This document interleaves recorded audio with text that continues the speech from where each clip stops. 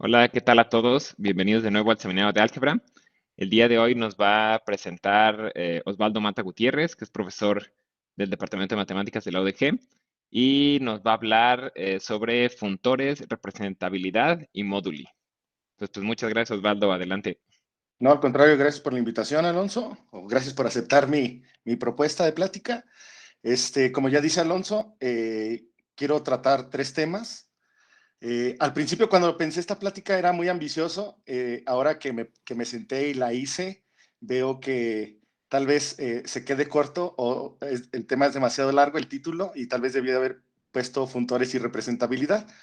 Pero como le contaba al doctor Alonso, yo espero, si me da la posibilidad de dar una segunda o hasta una tercera plática donde se cubran precisamente estos tres temas, ¿no? Entonces, la primera parte de mi plática, pues habla de funtores, que a lo mejor para gente que hace categorías, pues ya es algo así trivialón, ¿no? Algo sencillo. Pero también considerando que pues hay alumnos que son los que entran a esta charla, pues quisiera como que aprovechar y hablar brevemente de funtores, pues para que se vayan familiarizando los que no conocen el tema, ¿no?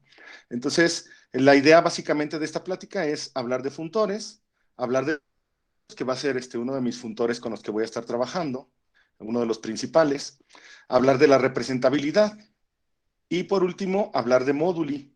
En este último punto tal vez me quede, como les digo, un poco corto, pero con mucho gusto puedo hablar en una segunda oportunidad, dar algunos ejemplos.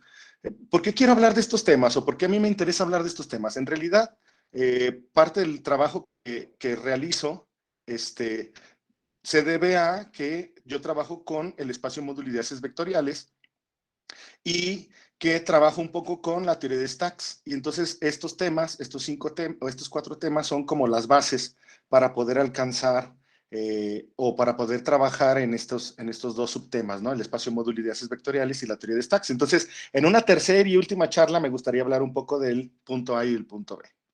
Bien, entonces para iniciar, pues hablemos un poco de funtores y lo primero que hay que hacer es recordar qué es una categoría. Entonces una categoría pues es una data que consta de un conjunto de objetos, ¿no? De tal forma que para cada par de objetos, ¿no? Yo también tengo un conjunto, esa va a ser mi definición de categoría, yo tengo un conjunto llamado morfismos o flechas entre el objeto X y el objeto Y, ¿no? Y también para cada tripleta, para cada tres objetos de mi categoría, entonces yo voy a tener una composición que básicamente es tomarme una flecha o un morfismo de X a Y, un morfismo de Y a Z y componerlos y definir un morfismo o una flecha de X en Z, ¿no? Básicamente entonces tomo la pareja y defino la composición. En las categorías la composición está bien definida. Esta data pues también debe de cumplir ciertas reglas, ¿no? Por ejemplo, que cada objeto debe de tener una flecha que entra y sale de X, de este objeto. Esa flecha va a ser una flecha llamada identidad y va a tener esta propiedad que cuando la compongo con cualquier otra flecha o con cualquier otro morfismo, entonces la composición es la misma y siempre me va a dar F, ¿no? La composición también es asociativa, es otra de las reglas que va a cumplir mis categorías, ¿no?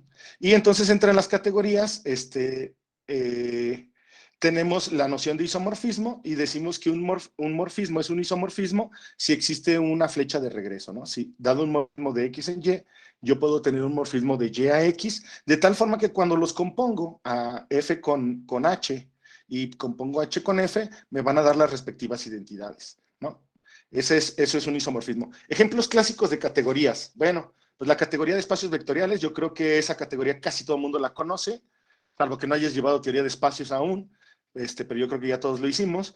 Y básicamente aquí los objetos son espacios vectoriales sobre un campo K y las flechas o funciones son las transformaciones lineales, ¿no? Y entonces uno puede hacer el cálculo mental y decir, efectivamente, la composición de transformaciones lineales es una transformación lineal, todo espacio vectorial tiene la función identidad, que es una transformación lineal, y todas las propiedades que acabé de mencionar hace rato, pues se siguen cumpliendo para los espacios vectoriales sobre un campo K. Otro tipo de categorías son la categoría de grupos, ¿no? Donde los objetos son precisamente grupos y las flechas o morfismos son los homomorfismos de grupos, de manera similar los anillos o los módulos sobre un anillo A. Y en particular a mí me interesa este punto número 5, esta categoría número 5. Esta categoría número 5 es la categoría de todos los espacios topológicos. Los objetos en esta categoría son los espacios topológicos y los morfismos o las flechas son funciones continuas, ¿no? Entonces, esta categoría para mí es la de interés.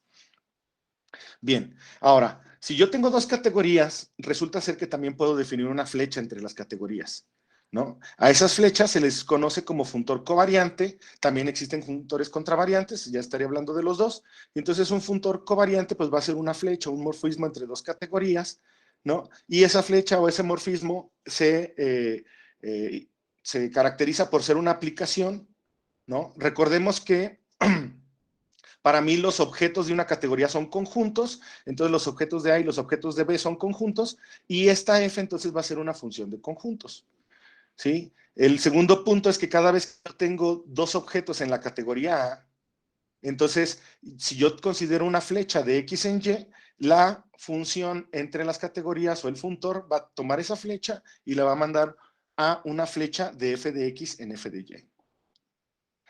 Si mi funtor fuera contravariante, si se fijan aquí, el orden se preserva, esta flecha va de X en Y, y entonces F manda la flecha de X en Y a una flecha de F de X a F de Y. Si el funtor fuera contravariante, entonces lo que hace es cambiar el sentido de la flecha. En lugar de tomar la flecha X y Y y mandarla de F de X a F de Y, la manda ahora de F de Y a F de X, ¿no? Entonces, eso es un funtor contravariante que cambia el sentido de las flechas.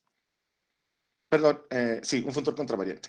Además, un funtor va a respetar la identidad. ¿Qué significa esto? Que si yo tomo la identidad en X, entonces lo va a mandar, la flecha identidad la va a mandar a la identidad de f de X y va a respetar las composiciones.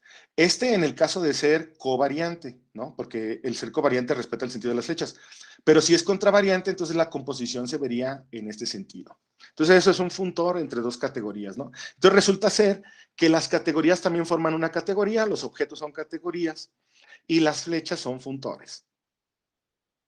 Bien, y entonces llegó mi primer definición, un poco importante, o importante para este caso, es la definición de pregavilla de conjuntos. ¿Qué va a ser para mí una pregavilla de conjuntos? Pues no va a ser otra cosa más que un funtor contravariante que va de una categoría C a la categoría de conjuntos, donde aquí OP me hace recordar que estoy considerando un funtor contravariante, ¿no? Eso es importante. Entonces, ya en la plática pasada nos hablaban un poco de pregavillas. Bueno, pues para mí esta es la definición de pregavillas, ¿no? Tal. Bien, un ejemplo. Vamos a ver un ejemplo que, como les decía, es un ejemplo interesante, un ejemplo importante. Si yo tengo una categoría C, puedo tomar un objeto en esa categoría C.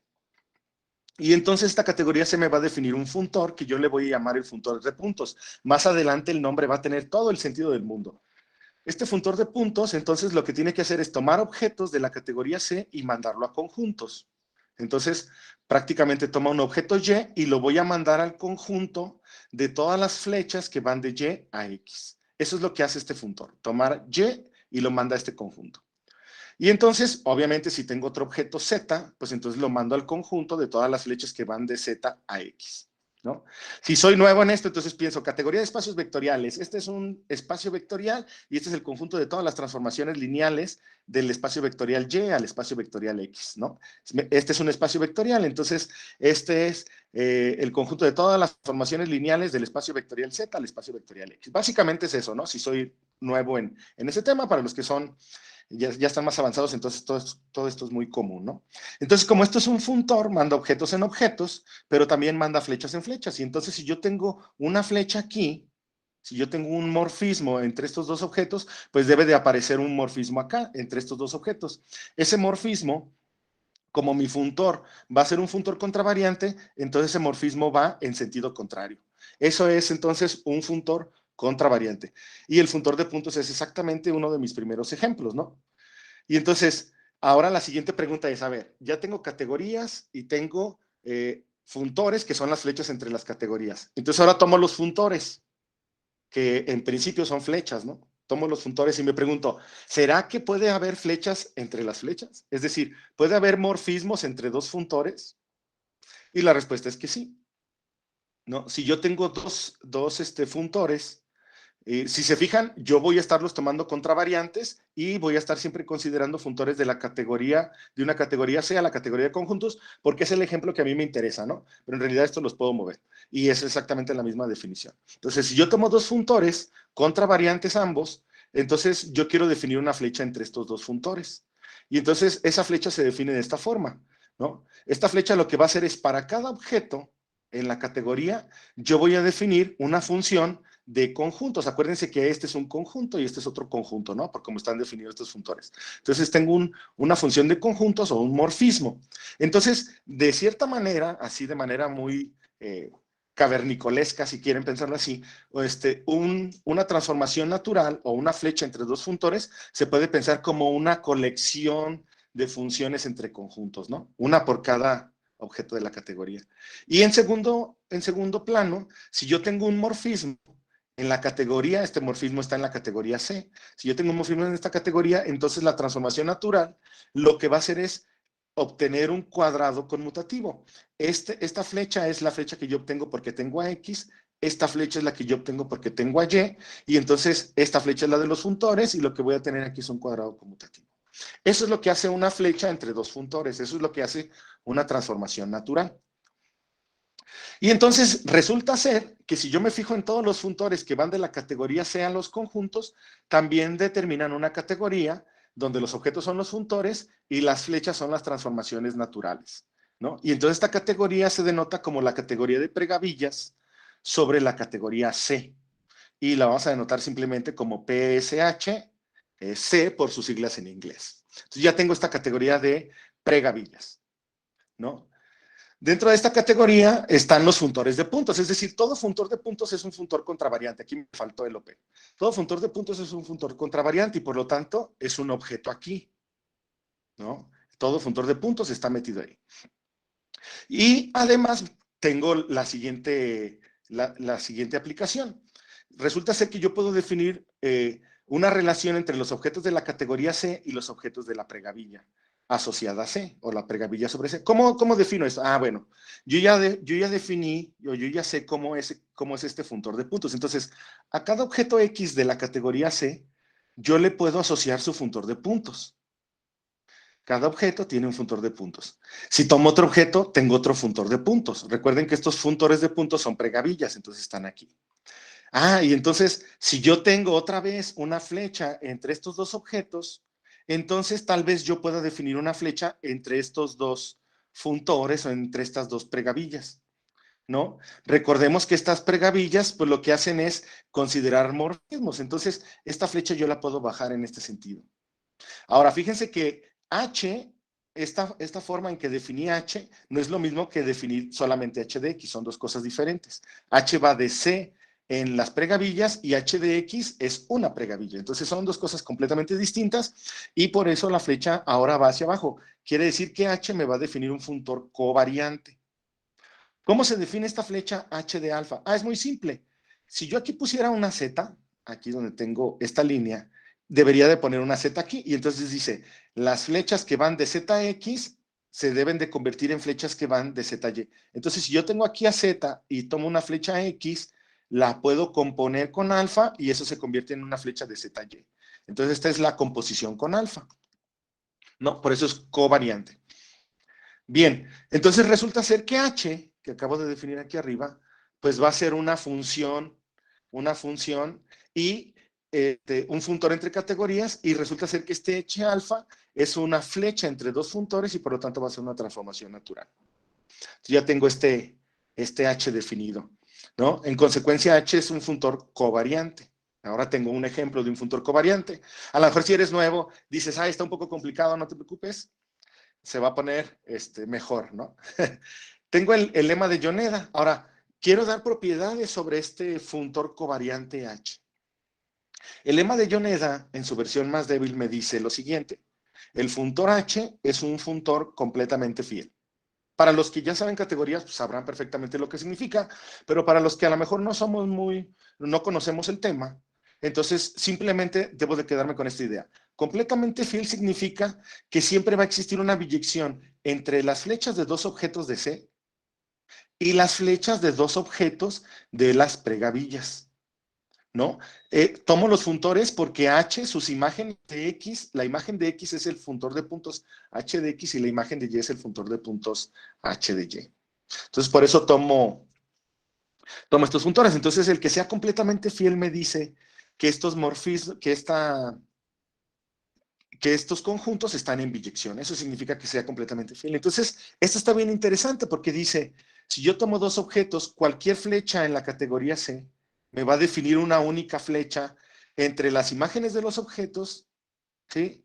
Y esa flecha va a ser única, ¿no? Entonces, si tomo una flecha de X a Y, yo voy a tener una única flecha. Y si tengo una flecha en los funtores de puntos de H de X y H de Y, es porque viene de una flecha de X a Y. Entonces, podemos dar a los funtores de puntos, la ventaja de esto y la gran hermosura de este resultado es que a los funtores de puntos les puedo dar propiedades que tenga la categoría C, ¿no? Bueno, pero ¿qué significa que le puedo dar propiedades a las pregavillas? Bien, para fijar ideas, consideremos lo siguiente. Vamos a tomar una categoría. Como yo les decía, para mí la categoría importante es la categoría de espacios topológicos. Entonces, tomo mi categoría de espacios topológicos, los objetos son espacios topológicos y las flechas son funciones continuas, ¿no? Si tú quieres, puedes cambiar top por espacios vectoriales y pensar, tengo espacios vectoriales y tengo transformaciones lineales entre este espacio vectorial y este espacio vectorial. No importa, ¿no? Y entonces tenemos la categoría de pregavillas de los espacios topológicos. Y entonces eso me dice, yo puedo decir que un funtor de puntos o una pregavilla está contenida en otra, sí y solo si el espacio topológico asociado al funtor de puntos está contenido al espacio topológico asociado a este funtor de puntos. Entonces, aquí, por ejemplo, la propiedad de estar contenido la puedo dar gracias a que yo sí puedo definir qué significa estar contenido en los espacios topológicos. Otra propiedad. Por ejemplo, yo puedo decir que el funtor h de x es un abierto dentro del funtor h de y lo único que tengo que hacer es fijarme en x y debe de verificarse que x sea un abierto de y, ¿no? Por ejemplo, puedo decir, vamos a decirlo así, puedo decir que h de x es un subespacio vectorial de h de y, que eso no tiene ningún sentido en realidad, pero podría decirlo simplemente verificando que el espacio vectorial x fuera un subespacio de y. Entonces, aquí en este caso de espacios topológicos, pues sí puedo definir los abiertos de esta forma. Por ejemplo, puedo decir que una función o una flecha del funtor h de x al funtor h de y es una función cerrada o una flecha cerrada, sí, solo sí, la flecha que corresponde a los espacios topológicos sí es una función cerrada, ¿no? Manda cerrados en cerrados, aquí tiene todo el sentido del mundo. Entonces le estoy heredando propiedades de los espacios topológicos a la categoría de pregavillas. Por ejemplo, puedo decir que h de x es cerrado, o que es conexo, o que es abierto, y lo único que tengo que ver es fijarme en su espacio que lo define y verificar si de verdad es cerrado, si de verdad es conexo o si de verdad es abierto, ¿no? Esa es básicamente la idea. A lo mejor ya se dieron cuenta. Tú me estás diciendo que le estás dando propiedades a toda la categoría, pero en realidad en estos 4 puntos solamente le estás dando propiedades a los funtores de puntos y los funtores de puntos no son necesariamente toda la categoría, efectivamente. Solamente le estoy dando propiedades a los funtores de puntos. Por eso los funtores de puntos son tan especiales, porque se les puede heredar todas estas propiedades, ¿no? Y entonces, las propiedades geométricas de los espacios topológicos las puedo heredar en los funtores de puntos y en sus morfismos, tal como lo vimos en la lámina anterior. Por ejemplo, incluso puedo decir, ¿qué significará tener una cubierta para el funtor h de x? Pues una cubierta para el funtor h de x tendría que ser una colección de funtores de puntos HU de i. Pero para que sea una cubierta, entonces yo me tengo que fijar en sus espacios. Cada UI me va a definir un espacio topológico UI y estos espacios topológicos UI deben de formar una cubierta para X. Entonces yo puedo definir qué significa una cubierta en un funtor, ¿no? Eso es bien interesante porque estoy extendiendo algo que es muy abstracto, propiedades topológicas, como ser cubierto. Si ya definí cubierto, o que significa que se puede cubrir. Si ya definí abiertos, si ya definí cerrados, pues entonces también puedo definir una topología sobre funtores. Sí, claro que sí, sin ningún problema, ¿no? Esa es la ventaja de hacerlo así. Sobre los funtores de puntos, entonces se pueden definir muchas propiedades que se heredan de la categoría sobre la que están definidos. Y como les decía, todas estas propiedades las hace sobre los funtores de puntos, pero ¿qué pasa con los demás funtores? Esos no se les puede dar propiedades. Bueno, los funtores de puntos son los más bonitos. Hay otros que se parecen a los funtores de puntos, son los más parecidos a ellos. Recordemos que los funtores, las pregavillas, pues están en una categoría y en una categoría yo puedo decir cuando dos objetos son isomorfos. Entonces yo voy a decir que un funtor o una pregavilla es representable. Nótense que aquí le pongo F porque no estoy diciendo que sea un funtor de puntos. Yo digo que una pregavilla es representable si, solo si, como objeto, es isomorfo a un funtor de puntos. ¿Sí? Para algún funtor, aquí sí no me importa quién sea, es para algún objeto. Y yo tomo a X, recuerden, yo voy a estar trabajando con la categoría de espacios topológicos. Entonces, un funtor es representable si es isomorfo a un funtor de puntos. Entonces, él mismo no es funtor de puntos, pero va a tener todas las bondades, ¿no? Como si lo fuera. Entonces, los funtores representables también van a ser bonitos. ¿Qué significa que un funtor sea isomorfo a otro funtor? Pues básicamente es, si yo me tomo un objeto, aquí debería decir top, ¿no? Porque siempre estoy trabajando en la categoría de espacios topológicos. Si yo me tomo un objeto, un espacio topológico, entonces resulta ser que este conjunto va a estar en biyección con este conjunto. Eso significa que sea representable, o que sea isomorfo, perdón, ¿no? Todo funtor representable pues, también tiene propiedades bonitas. Si los funtores representables los tienen, entonces también los funtores de puntos tienen estas propiedades que voy a enunciar. La primera de sus propiedades, que a mí me interesa mucho, es todo funtor representable tiene un objeto universal. ¿Qué significa esto? Vamos a ver. Cada vez que yo pongo un objeto aquí, yo tengo esta biyección entre este conjunto y este conjunto, ¿no? Pero resulta ser que aquí, en este conjunto, tengo las flechas que van de X a X y aquí hay una flecha muy especial, la flecha identidad. Y como esta es una biyección de conjuntos, entonces la identidad me va a definir un único objeto en este conjunto. Entonces, la identidad me define un único objeto. Y a ese objeto le voy a llamar el objeto universal. Este objeto universal tiene buenas propiedades. ¿Por qué? Porque va a dominar a todos los demás objetos para todos los conjuntos f de y. A todos los va a dominar. ¿Qué significa que los domine? Pues que va a existir una propiedad universal, ¿no? ¿Qué significa esta propiedad universal? Resulta ser que si yo me tomo un objeto en este conjunto, si yo me tomo un elemento de este conjunto, entonces este elemento lo puedo recuperar utilizando mi objeto universal, ¿no? ¿Qué significa esto? Bueno, recordemos que f es representable por un funtor de puntos h de x. Entonces tengo esta biyección. Para cada objeto y, yo tengo esta biyección. Entonces, en particular, aquí está contenido b. Y entonces B va a determinar por esta biyección un único morfismo de y a x, ¿no? Y ese morfismo de y a x determina un cuadrado conmutativo, donde estas flechas son biyecciones de conjuntos. Y entonces yo puedo hacer el siguiente juego. A ver, aquí tengo un objeto muy particular que es la identidad. La identidad, cuando lo mando para acá, me lo manda o me da el objeto universal, ¿no? La identidad, cuando la mando para acá, tengo que tomar la identidad y componerla con alfa. Pero alfa compuesta con la identidad, pues me va a dar alfa. Entonces la identidad, cuando la bajo aquí, me da alfa. Pero alfa está en biyección con el objeto B. Entonces cuando lo mando para acá, obtengo a B. Y como este diagrama conmuta, lo que me está diciendo es que el objeto universal, cuando lo bajo con esta flecha, le pega a B. Eso es lo que me dice ese cuadrado conmutativo. Y entonces, precisamente a esto me refiero con que el objeto universal me va a ayudar a recuperar a todos los objetos B. A todos, absolutamente a todos, porque si yo tomo otro objeto en otro F con otra Y, voy a tener exactamente la misma historia. Entonces, este objeto universal me ayuda a recuperar a todos los demás objetos.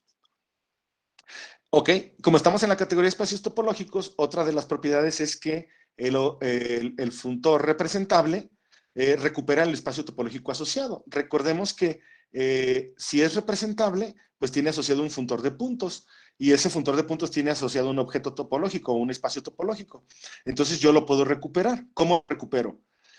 Si yo tomo el funtor representable y lo evalúo en puntos, lo evalúo en un punto, por ejemplo, entonces yo sé que hay una biyección entre este conjunto y este conjunto. El conjunto de todas las funciones continuas que van de un punto a X. Y entonces me pregunto, ¿cuántas funciones continuas puedo definir de un solo punto a un espacio topológico X? Pues resulta ser que puedo definir tantas como X. Y entonces estoy recuperando el objeto de esta forma, ¿no? Si evaluando el funtor representable, lo evalúo en un punto, recupero el espacio topológico. Entonces, es otra de las bondades que tienen los funtores representables, que sé exactamente a quién es isomorfo. Si F es representable, entonces es isomorfo a un funtor de puntos. A lo mejor no sé quién es ese funtor de puntos, pero por lo que acabo de decir ahí en el inciso B, sí puedo recuperar el X y entonces sé exactamente quién es ese funtor de puntos al cual es equivalente, ¿no?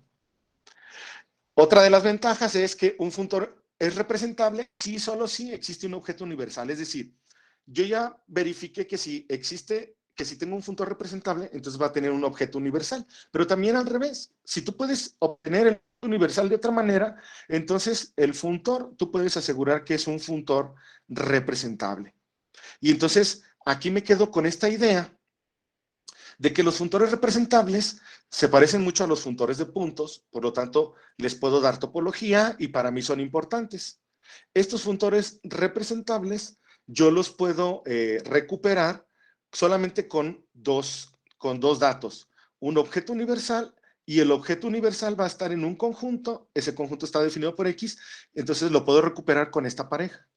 Si yo tengo esta pareja, tengo un funtor representable. Si yo tengo un funtor representable, tengo esta pareja. Esa es como la dualidad. Una pregunta interesante es, bueno, a ver, todo esto que me estás platicando es demasiado abstracto, yo no le veo pies ni cabeza, ¿no? Es nuevo para mí. Yo no sé para ti cuál es la importancia de tener esta pareja, ¿no? Ah, bueno, pues eso es lo que quiero platicarles más adelante. Ahorita, otra pregunta que nos podemos hacer es, una pregunta a lo mejor más interesante para los que hacen teoría de categorías es, a ver, tú me estás diciendo que hay pregavillas que son funtores de puntos, hay pregavillas que son representables, ¿no? ¿Será que exista una categoría donde todas las pregavillas en esa categoría sean representables? Esa es una pregunta muy interesante. ¿No? ¿Será esto posible encontrar? ¿Por qué? Porque es muy interesante esta propiedad o esta pregunta. Porque si logras encontrar una categoría, entonces todos los funtores van a tener como las mismas propiedades que C, ¿no? Pero entonces viene la siguiente cuestión. Entonces, no solamente quiero encontrar una categoría donde todos los funtores sean representables o todas las pregavillas sean representables. Quiero encontrar una categoría con propiedades bonitas que me interesan a mí, como la de espacios topológicos, ¿no? Donde todos los funtores, todas las pregavillas sean representables. Entonces, esta pregunta se le hizo Grothendieck, si existirá una categoría con esa propiedad y gracias a esa pregunta, pues empieza a desarrollar lo que se conoce como una teoría, como la teoría de stats, ¿no? Que básicamente es determinar una categoría, darle una topología, ¿no? Darle propiedades buenas, pero además de que esta categoría represente o todos los funtores de pregavilla sean representables, ¿no?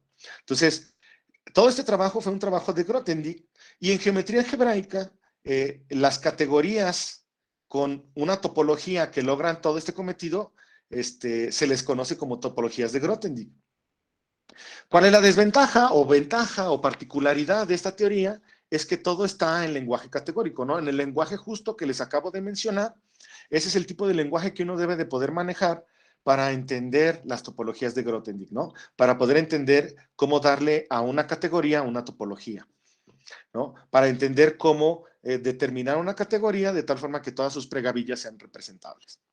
Entonces, sí es un trabajo, pues para quien guste del lenguaje categórico, pues es un trabajo muy bonito.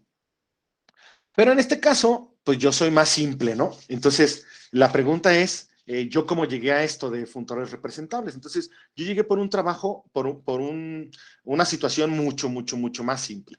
¿no? Que es precisamente la segunda parte de mi plática y es los funtores móduli o los problemas móduli o los problemas de clasificación. Entonces, ¿qué es un problema de clasificación?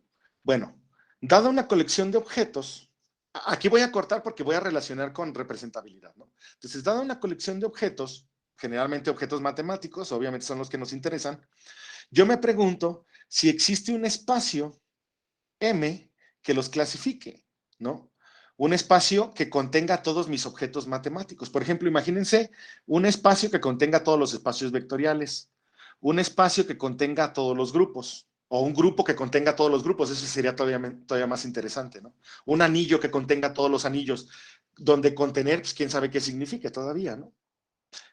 Más aún, me gustaría que este espacio, sus propiedades, pues determinaran propiedades de los objetos que quiero clasificar, ¿no? Por ejemplo, a ver, ejemplos así súper simples, súper simples. Ahora sí ya nos vamos a poner más simples, ¿no?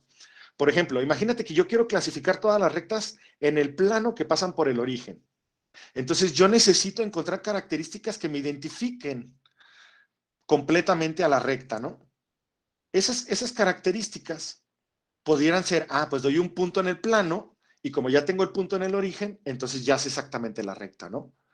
Pero si doy otro punto en el plano, corro el riesgo de definir la misma recta, ¿no? Sobre todo si son puntos colineales. Entonces, una manera, por ejemplo, de clasificar el origen es tomando en cuenta el ángulo de la recta, ¿no? O su pendiente. En grados, pues sería considerar de 0 a 90 grados, ¿no? Y luego después, esos son ciertas rectas, ¿no? De hecho, aquí me faltó, ¿verdad? De 0 a 180 sin tomar el 180. Entonces, sí existe un intervalo, en este caso el intervalo de 0 a 180, que me clasifica todas las rectas que pasan por el origen. A todas, absolutamente todas. Entonces, eso para mí sería como un espacio que clasifica y además cada puntito aquí va a traer un número. Por ejemplo, el número 15. Me está diciendo que estoy tomando la recta con pendiente 15, ¿no? Entonces, el objeto M sería mi intervalo de 0 a 180 y cada numerito me está determinando perfectamente la recta y me está diciendo cuáles son sus propiedades. Eso es lo que yo quiero tener, ¿no? Por ejemplo, el intervalo de 0 a infinito pudiera pensarse que clasifica todos los círculos en el plano con centro en el origen. Claro, porque si yo me tomo un círculo en el plano con centro en el origen, basta con fijarme en el radio y el radio me va a decir quién es ese círculo. Entonces, si yo quiero encontrar el radio, si yo quiero encontrar el círculo, basta con que me des el radio. Entonces, por ejemplo, si yo aquí tomo el 1, entonces estoy automáticamente pensando en el círculo con radio 1. No necesito describirte todo el círculo, ¿no? Esa es la ventaja de clasificar. Esta es una primera instancia de clasificar.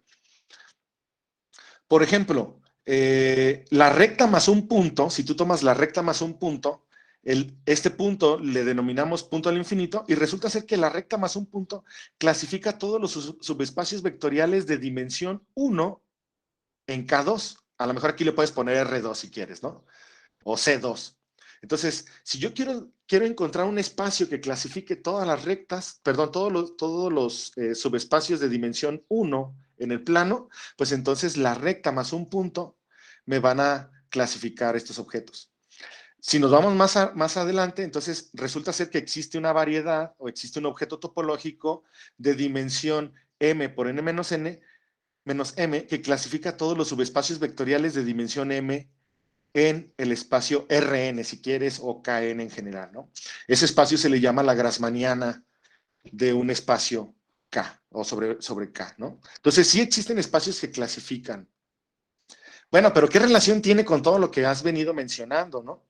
Bueno, pues para eso necesitamos formalizar qué significa clasificar, ¿no? Entonces, la idea de clasificación es, dado una colección de objetos con una relación de equivalencia, nosotros queremos encontrar un espacio que los clasifique, un espacio que represente a todos los objetos, como los intervalos, como la recta más un punto que les mencionaba, que no tenga objetos repetidos y que las propiedades geométricas del espacio clasificante, pues me den propiedades sobre los objetos que estoy clasificando. Dotar a este espacio entonces de propiedades geométricas como que sea un espacio topológico, una variedad diferenciable, una variedad algebraica, ¿no? El primero que piensa en este tipo de problemas es Riemann, porque él quiere clasificar ciertas superficies que se conocen como superficies de Riemann. Entonces él dice, bueno, yo quiero encontrar un objeto que tenga todas mis superficies, pero entonces él se dio cuenta que necesita un concepto conocido como familia, ¿no?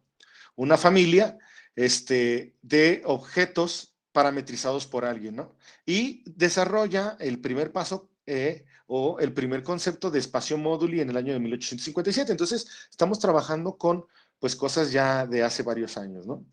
¿Cuáles son los ingredientes entonces para un problema de clasificación o un problema móduli? Los ingredientes son los siguientes. Yo necesito tener una colección que quiero clasificar. Necesito una relación de equivalencia entre estos objetos, entre esta colección, los objetos de esta colección. Necesito un concepto de familia, ¿no? Necesito un concepto de relación de equivalencia entre familias. ¿Qué es este concepto de familias? Básicamente necesito saber cómo un objeto se deforma de manera continua, y eso solamente lo sé cuando los voy estudiando en colecciones o en grupos más pequeños llamadas familias. Eso lo voy a poner más en claro en una segunda charla, ya cuando veamos ejemplos más concretos, ¿no? El concepto de familia también debe de satisfacer que si f es una familia parametrizada por x y yo tengo una función, recordemos que estos son espacios topológicos, y yo tengo una función continua entre espacios topológicos, entonces esta función continua y esta familia también me deben definir una nueva familia, pero ahora parametrizada por y, ¿no? Básicamente puedo, de alguna manera, dadas familias en x, yo puedo definir familias en y. Y la solución de un problema móduli pues va a ser encontrar mi espacio clasificante que clasifique a todos los objetos sin repetición, que clasifique a todas las familias y que codifique la información sin repetirla. Entonces yo necesito un objeto que clasifique un espacio topológico, por ejemplo, que clasifique a todos los objetos.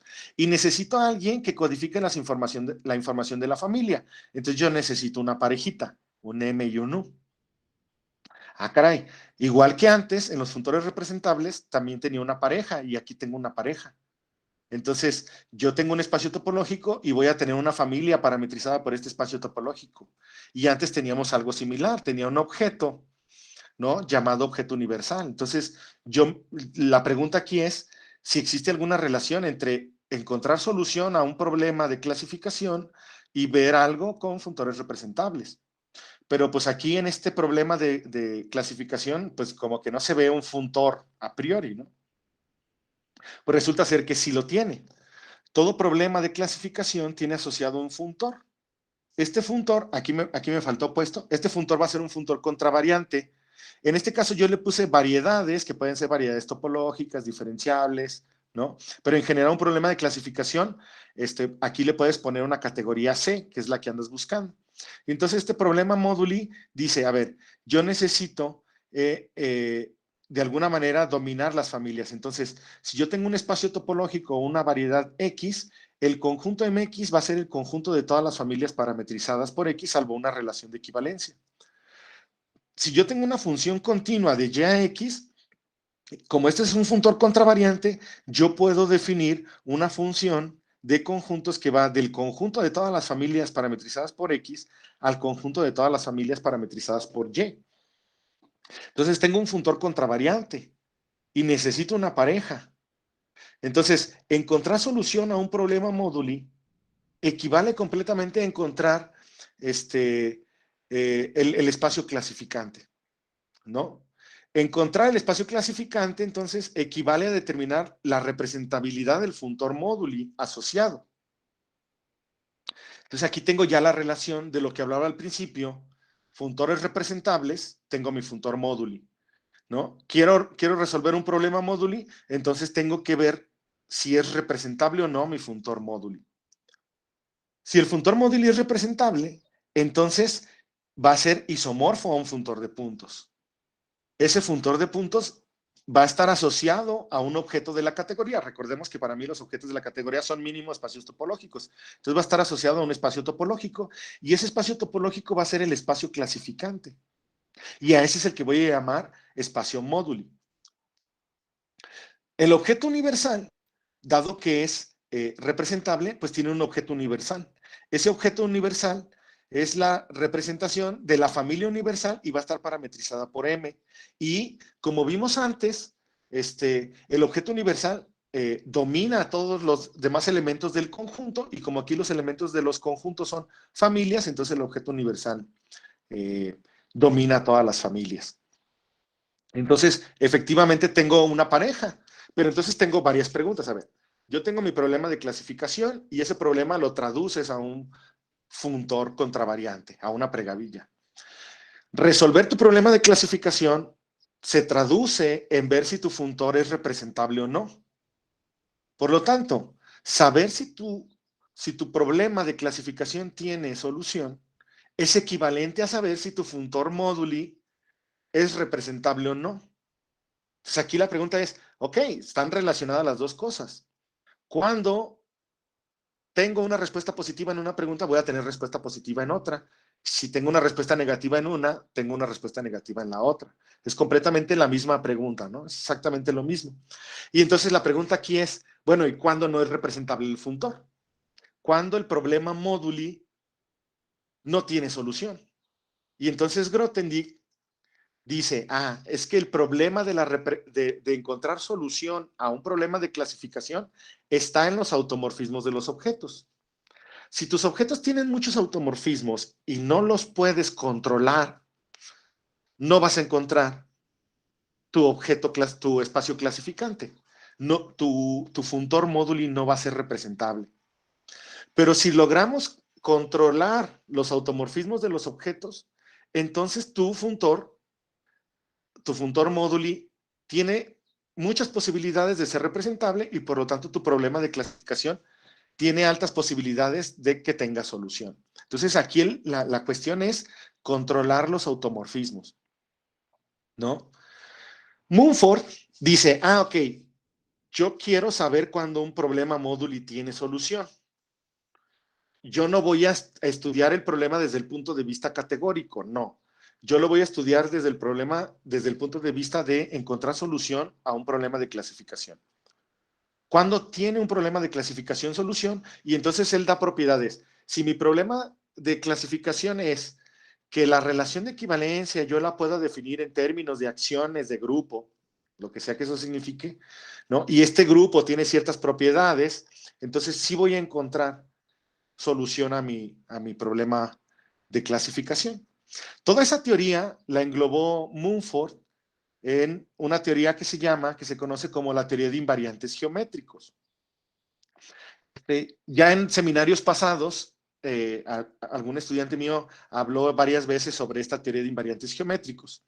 Pues resulta ser que con esta teoría, o debido a esta teoría, Mumford se ganó la medalla Fields. Entonces, Mumford establece que bajo ciertas circunstancias, ciertos problemas de clasificación se pueden resolver, ¿no? Y por lo tanto, si traducimos todo a funtores, dice que ciertos funtores móduli son representables, ¿no?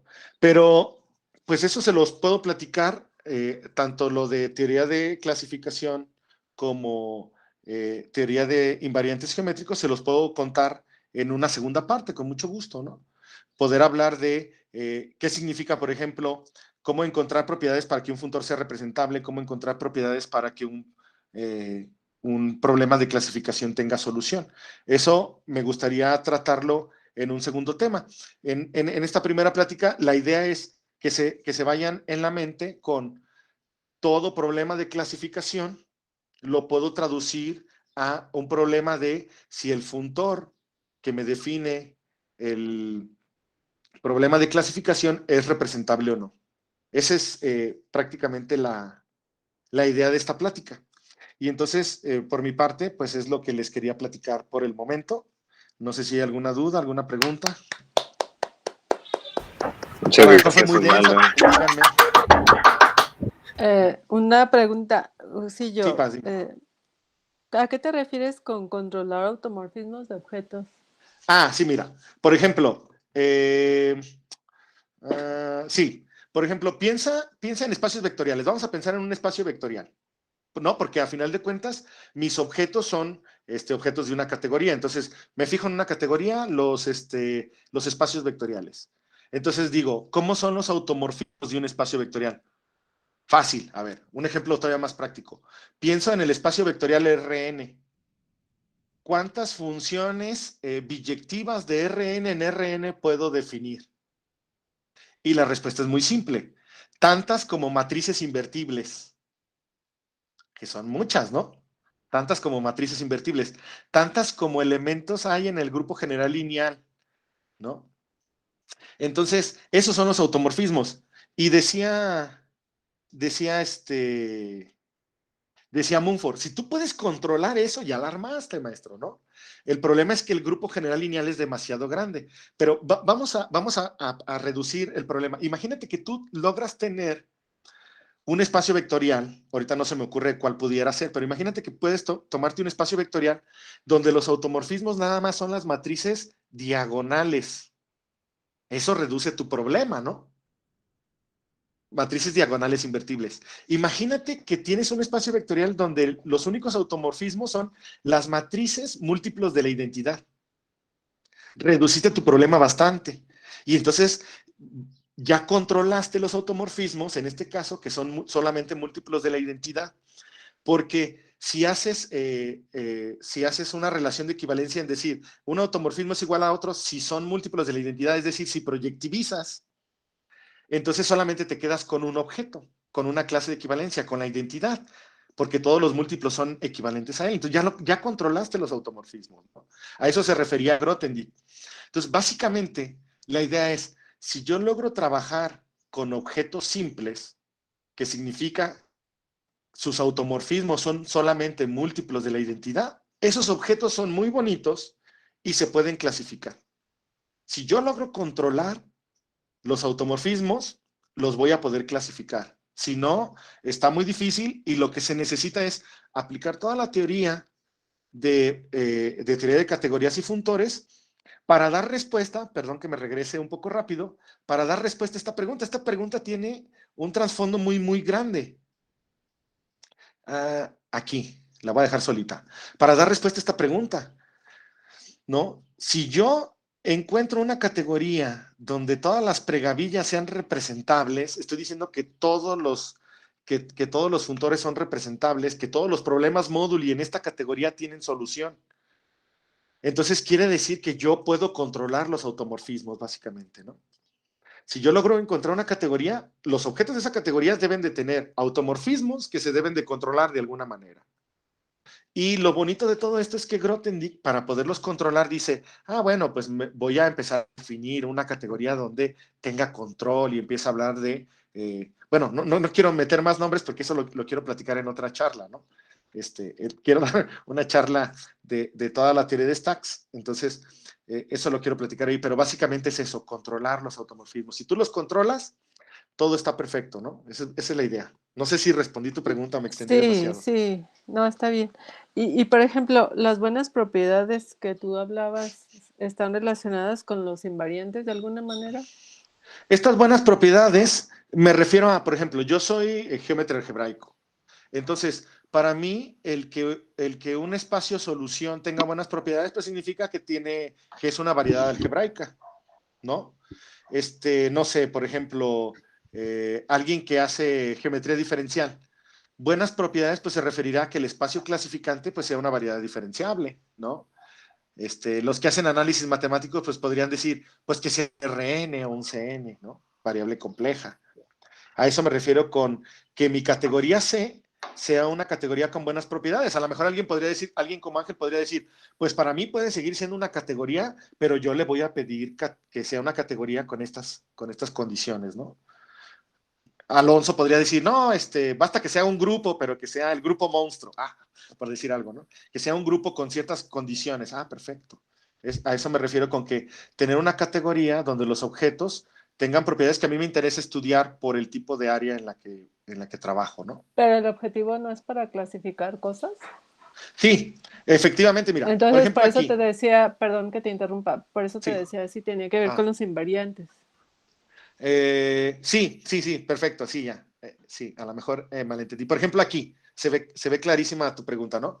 Tengo mi objeto que clasifica. Y aquí estoy, digamos que este objeto de 0 a 90 clasifica todas las rectas con pendiente de 0 a 90 grados, ¿no? Es un intervalo. Si yo tomo un punto de este intervalo, ese punto es un número entre 0 y 90. Ese número me dice perfectamente cómo es mi recta. Pero además, por ejemplo, si yo me paro en el número 80, al lado voy a tener un número muy parecido a mí, 80.000001, y del otro lado al 79.999, muy parecidos. Y las rectas que clasificamos son rectas muy parecidas, porque sus pendientes son muy parecidas.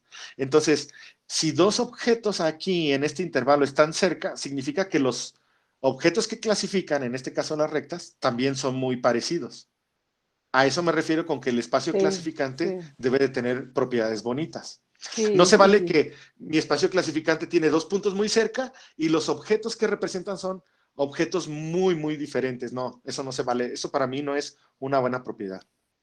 Eso lo pienso explicar con más calma en una segunda plática, empezar precisamente con esa parte, ¿no? De mi parte es todo, gracias. No, al contrario, gracias, Tipas. ¿Alguna otra pregunta, comentario? Oye, Hola. adelante. Vale, gracias. Hola, buenos días. Muchas gracias Buenos días. por la charla. Es una pregunta, es que digamos, hubo un momento en el que te preguntaste por si existía alguna categoría en la que todo punto fuera representable, que era equivalente pues a decir que todo problema módulo allí tuviera solución. Pero ¿qué pasa en el caso contrario? O sea, yo también me podría preguntar una categoría en la que ningún punto sea representable. O sea, eso existe, o sea, que ningún problema módulo en principio tenga solución. Pero además, bueno, eso significa eso, pero además, ¿qué diría eso adicional de la categoría como tal?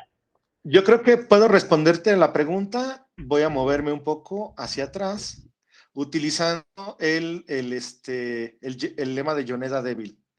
El lema de Yoneda Devil te dice que si tú aquí en esta categoría tienes objetos, cuando mandas ese objeto X, digamos, lo mandas para acá, vas a tener un funtor de puntos. Y los funtores de puntos son representables por sí mismos, son isomorfos a ellos mismos. Entonces, ese funtor de puntos, si fuera el funtor móduli de un problema de clasificación, sí tendría solución ese problema. Entonces, lo más seguro es que mientras tú tengas objetos aquí y funtores de puntos en la categoría de pregavillas, probablemente puedes inventarte, ahora sí que construir un problema específico de tal forma que ese problema tenga asociado al funtor de puntos. No sé si me expliqué. Me tomo a X, tengo mi funtor de punto H de X y muy probablemente me puedo inventar un problema de clasificación donde H de X sea el funtor móduli. Entonces yo digo que en ese sentido, encontrar una categoría que no tenga, que ningún problema tenga solución, es tal vez complicado. Lo cierto es que si tú tienes un problema móduli, encontrar la solución de ese problema móduli es complicado. Y no importa qué categoría sea. Entonces, por eso a veces uno de los caminos es hacer más grande la categoría, que básicamente dice, pues yo me quiero restringir a espacios topológicos con diferenciables, ¿no? Variedades diferenciables. No, pero no hay ninguna variedad diferenciable que me dé solución. Pues abro mi mundo y entonces considero todos los espacios topológicos. A lo mejor ahí encuentro solución, ¿no? Eso es lo que se hace típicamente, hacer más grande la categoría. No sé si respondí tu pregunta. Ya, vale. Vale, muchísimas gracias. No, al contrario. Creo que Ángel tenía una pregunta o no sé. Más. Sí. ¿Cuál es la versión no débil del lema de Yoneda? Existe una biyección entre, nada más que no tengo manera de rayar. Sí, no, mi intención era hacer dibujos aquí, pero por cierta razón, básicamente te dice que tú tienes una biyección entre el conjunto, ¿cómo era? Entre el conjunto, los homomorfismos, sí, dado un funtor F, exacto, dado un funtor F y dado un objeto de la categoría, dado una pregavilla F y un objeto de la categoría, tú vas a tener una biyección entre el conjunto F de X y los homomorfismos que van del funtor de puntos h de x a f. Ah, ya. No sé si me entendiste. Me Sí. hubiera gustado poderlo escribir, Ya. ¿no? O sea, ahí en ese caso H de Y es F, ¿no? Es cualquier funtor. Exacto. Entonces, esa es básicamente la idea. H de Y es F, sí. H de Y es F, sí. Y entonces acá de este lado tendría F de Y. Exacto. Ujú. Exacto, Ah, ya. sí. Entonces tengo esa biyección. Ujú. Oye, y con todo esto del funtor de puntos, uno puede probar que variedades algebraicas son funtores representables, ¿no? Sí, de hecho, la visión que tiene Grothendieck de pensar en la geometría algebraica es esa.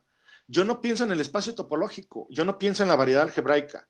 Esta variedad algebraica forma parte de una categoría C. Esa categoría C me define pregavillas, ¿no? Sobre C. Entonces yo mejor pienso en la pregavilla asociada o en el funtor de puntos asociado a la variedad. Ujú. No pienso en la variedad. Y luego lo mismo, yo no pienso en el esquema, yo pienso en el funtor de puntos asociado al esquema.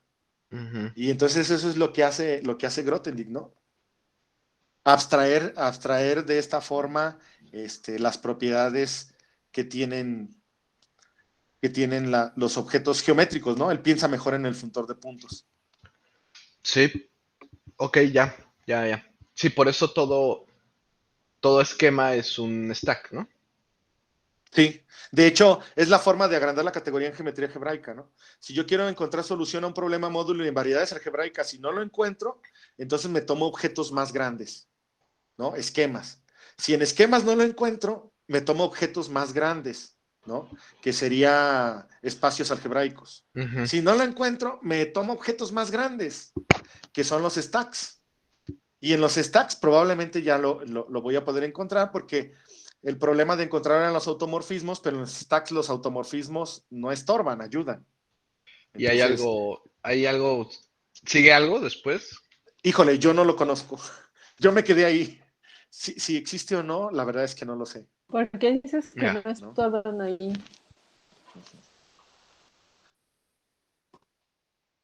Lo que pasa es que para construir un stack, fíjate, por ejemplo aquí, estos funtores van de la categoría a la categoría de pregavillas. Las pregavillas son funtores que van de C a conjuntos. Entonces, tú te fijas en un objeto, solo te estás fijando en el objeto. Si tiene muchos automorfismos, los automorfismos te van a estorbar. Eso es lo que veía Grothendieck. Entonces, Grothendieck dice, es que los conjuntos es una mala elección. Déjame regresar un poco. Los conjuntos es una muy mala elección, ¿no? Yo necesito definir ándale, me regresé más. Yo necesito definir una categoría que no sea la de conjuntos, que tome en cuenta los automorfismos. Y entonces Grothendieck quita esta de aquí y pone una categoría que se llama grupoides. Y ahí esa es la que considera. Y entonces en los grupoides, en la categoría de grupoides, tienes el objeto y tienes todos sus automorfismos que lo acompañan. Entonces, ayuda a diferenciar, toma un objeto y toma un automorfismo, y luego toma el mismo objeto con otro automorfismo, y para él son dos objetos diferentes en esa categoría. Entonces, ayuda a diferenciar. Tiene muchos automorfismos, no importa, ¿no? En esa categoría sí los veo. En la categoría del conjunto solo veo el objeto, no veo sus flechas, entonces ahí estoy perdiendo información, Ok, en ese ¿no? sentido. En ese sentido digo Ganas. que ayudan. Sí. Sí, entonces eso se los quiero platicar con más calma después, con mucho gusto, si Sorry. me invitan. ¿No? Muy No sé, bien. ¿alguien más? ¿Alguna otra pregunta?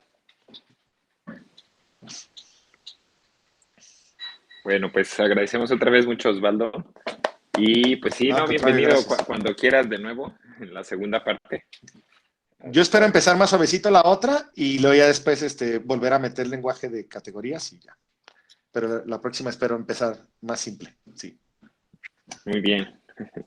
Excelente. Pues muchas gracias a todos y les aviso si en caso de, bueno, ahorita una plática programada para el siguiente viernes, pero pues en caso de que alguien se anime, me escriben y con gusto la programamos.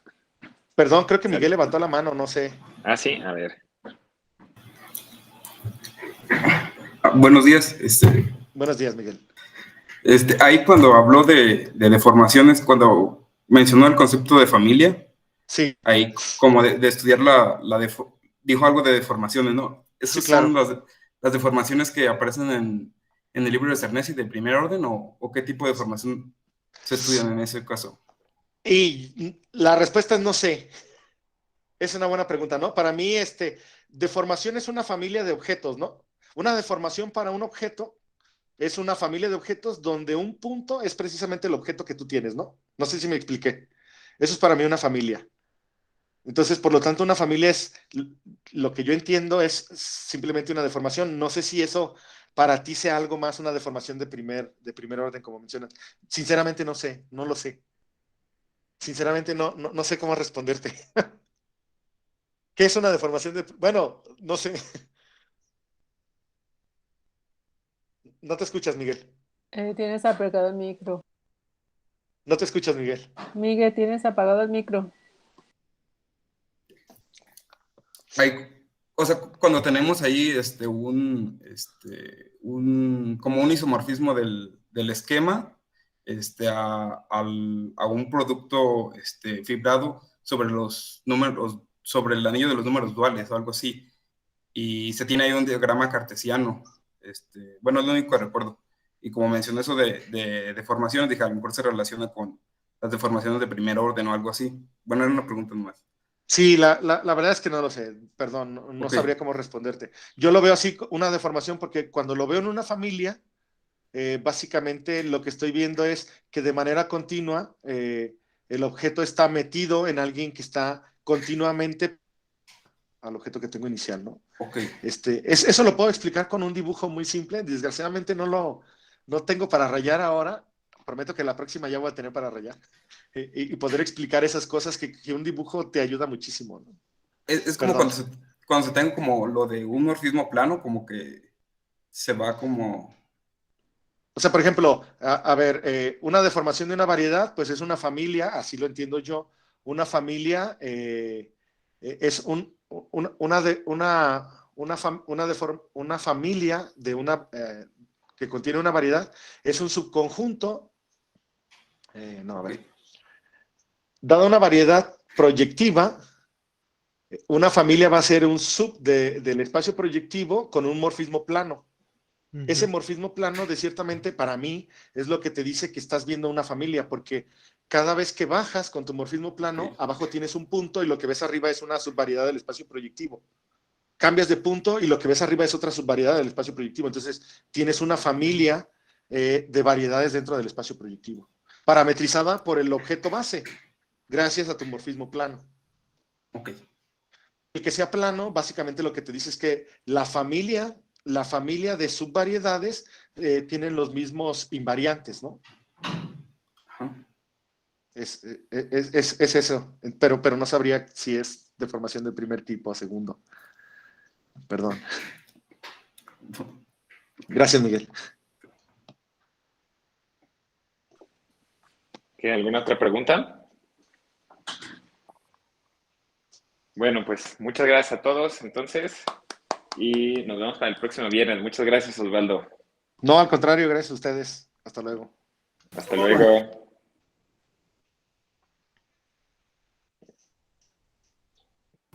Gracias, hasta luego. Hasta luego. Hasta luego.